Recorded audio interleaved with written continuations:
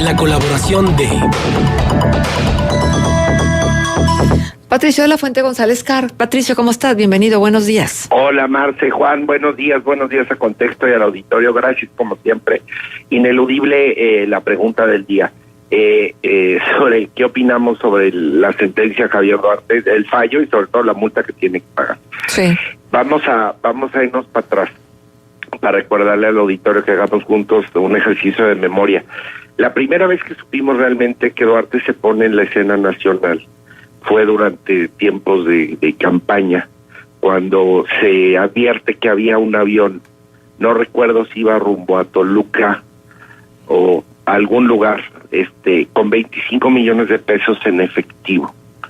Él dijo que eran para pagar los tamales de las fiestas de la Candelaria. Esa fue la primera vez que yo advertí a este personaje, y me puse pues ahora sí que leer un poco y a ver que inevitablemente pasó a ser, luego salieron los videos donde el titular del Ejecutivo Saliente de la República lo calificaba a él y a otros dos pillos de 7 suelas como esta nueva generación de futuros, ahora sí que de grandes futuros, de grandes cuadros del prismo nacional. ¿Qué es lo que pasó aquí? Gracias al buen periodismo, gracias al periodismo de investigación, gracias a colegas que han hecho un extraordinario trabajo, se pudo descubrir más allá de la cleptocracia de este personaje que actuó en contubernio con la esposa, con otra serie de personajes de triste memoria. Se pudo descubrir que más allá de lo que se robaron, construyeron un entramado de empresas impresionante, o sea, que haría verdaderamente palidecer a cualquier financiero. También yo creo que esto puso de manifiesto la voracidad sin límites de una generación de políticos ligados ligados al poder en este sexenio. Yo creo que todos hemos sabido que tradicionalmente muchos políticos en México roban y hacen grandes negocios, pero sí advertimos que en este sexenio, Marce, Juan, se perdió toda clase de pudor en este sentido. ¿Qué fue lo que pasó gracias a los ciudadanos, gracias a las redes sociales, gracias al buen periodismo, gracias a la presión, que se vieron presionadas las esferas de poder, ahora sí que a tener que atrapar a algunos de ellos, gracias a estos actos de corrupción inauditos? Esto en gran medida contribuyó a que el PRI y a que el grupúsculo que hoy afortunadamente se va a perder a la presidencia de la República. ¿Por qué? Porque advertimos por primera vez que esto no tenía límites, que el entramado de intereses no tenía límites, y obviamente se tuvo que elegir a un chivo expiatorio. Me gustó la declaración de ayer del presidente electo, en el sentido de que esto fue un circo armado. Sí, fue un circo, de alguna manera yo lo percibo así, para tranquilizar a los leones, porque si vemos alguna entrevista o alguna declaración que dio en estos días Javier Duarte de Ochoa, él refrendó su lealtad. Esto es muy interesante, este matiz, su lealtad al actual presidente de la República. Dijo que era un soldado del presidente. Esto es muy interesante si lo queremos leer. Entonces finalmente dijo, pues te toca. Yo no sé si haya sido así, pero esto sí nos da a entender que para calmar a la jauría, y venían además elecciones, se tuvo que sacrificar a alguien, como siempre se hace, no solamente al inicio del sexenio, sino al término de los sexenios. Pensemos en esto, y cuando es coincidente en elecciones, pasan estas cosas. Para calmar, sin embargo, esto no calmó a la jauría, que somos todos nosotros, y el PRI terminó perdiendo la presidencia de la República. Pero la constante es que si no los vigilamos, ¿qué hubiera sido si no se hubiese descubierto el desfalco al erario coahuilense? Probablemente el interesado, Humberto Moreira, seguiría en la primera línea de la política. La presión, en todos sentidos, hizo que esto no fuera así. Pero sí creo que la presión, de toda suerte, sirvió para que hoy este cuate, pues, por primera vez en la historia se declare culpable, ¿no? Entonces, la presión de algo sirve, pero también esto acusa la protección a las más altas esferas, ¿no? Hay gente que en este país que tiene demasiada información, y a esa gente se le acaba perdonando. Ese es el caso de Javier Duarte. Uh-huh. Sí, justo eso, pero es que, ¿sabes qué considero que es lo más terrible? Que es una constatación de la impunidad y una constatación de la justicia selectiva, de que para unos la justicia es rigurosa, sí, apegada totalmente a derecho, y para otras es convenientemente manipulable, y es del tamaño también de tal vez de los honorarios que les paguen a los excelentes abogados que luego los sacan de aprieto. Digo, y no nos vayamos lejos, recién también el caso del Bester Gordillo, y yo creo que si revisamos en los anales de la justicia en este país nos vamos a dar cuenta que generalmente pues apotegma que Benito Juárez dejó para mis amigos, justicia y gracia, sigue prevaleciendo. Sí, por supuesto. Por ahí algún radioescucha hablaba de que existen personas que están en la cárcel por haberse robado un pan, y es totalmente cierto, por haberse robado una vaca, por tener que robar porque verdaderamente tienen hambre. En este caso sí, en México quien tiene un buen abogado y el trato es totalmente distinto, y esa es la gran falla del sistema.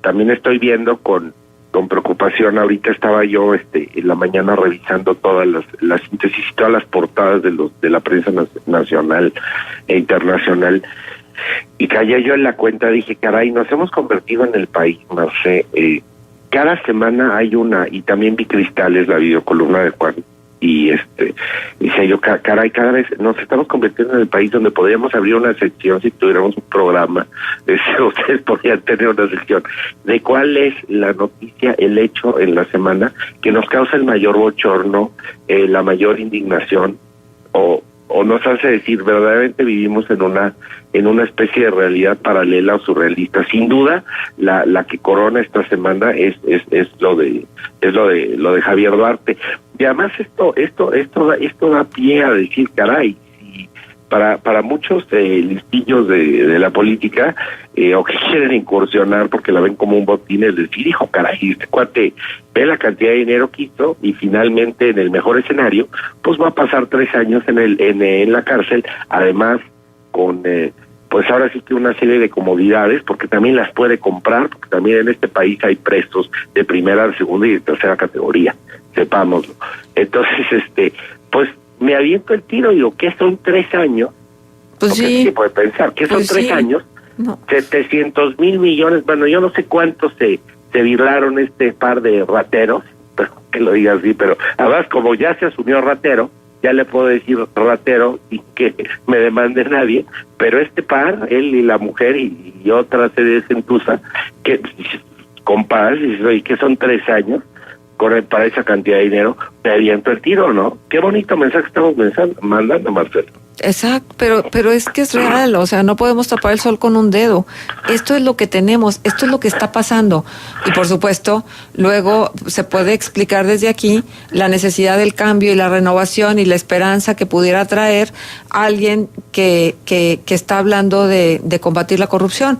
Entonces, ojalá y que verdaderamente sea así, porque seguimos con la misma corrupción hasta el cuello. Sí, seguimos con la misma corrupción hasta el cuello. Y lo que hablábamos el viernes pasado, que tuve el gusto de estar allá con ustedes, la transición, las expectativas son altas, la transición es enormemente larga, pero también hemos visto a un presidente electo que sobre fallos, la justicia no debe estar supeditada al Poder Ejecutivo, debe ser independiente, o sea, toda esta lucha por la fiscalía autónoma. Entonces ha pronunciado en aspectos ya de toda suerte, tratado de definir según su criterio quién es culpable o quién no, a quién se le absuelve o quién no. Es delicado porque eso no es un pronunciamiento que deba ser titular del Ejecutivo. Al que sabemos un hombre honesto y que tiene verdaderas ganas de renovar la moral en la vida política y la vida pública, pero también es preocupante que sí haya una suerte de personajes que pues son a lo mejor exculpados a priori. Tú no puedes lanzar un juicio. De la misma manera que me preocupa que a veces, yo sé que en buena fe, pero que el presidente quiera definir el presidente electo quiénes deben de estar o no en los medios de comunicación, lo cual es intervenir en un asunto de carácter privado. También me preocupa que a veces pues se perdone en aras del pragmatismo político pues a una serie de impresentables, ¿no? El caso de es sintomático, hablabas del Bester Gordillo. El Bester Gordillo es una figura de luces y sombras, pero o sea, sabemos y entendemos que hubo una persecución política en su contra y la mandó a perseguir el presidente y su grupúsculo, pero eso no le exime de ciertas responsabilidades, y el que ahora esté de nueva cuenta en la línea, en la primera línea de la política, y hay otra serie de personajes que conocemos, pues sí preocupa, ¿no? Porque cuando se habla me recuerda aquella, ojalá que no nos quedemos en eso, renovación moral de Miguel de la Madrid, y los únicos que terminaron en el tambo fueron el Negro Durazo y don Jorge Díaz Serrano, que además no se lo merecía. Bueno. Pero bueno. Efectivamente, nos dicen, en Los Cerezos, entre el 40 y 50% de los que se encuentran recluidos es por delitos menores a 5,000 pesos. Híjole. Sí. Bueno, así están las cosas. Patricio, como siempre, muy interesante. Nos dejas punto de contacto. @Pato Locuasto con Q en Twitter, estoy a sus órdenes, y como siempre, muchas gracias a todos ustedes. No, gracias a ti, Patricio.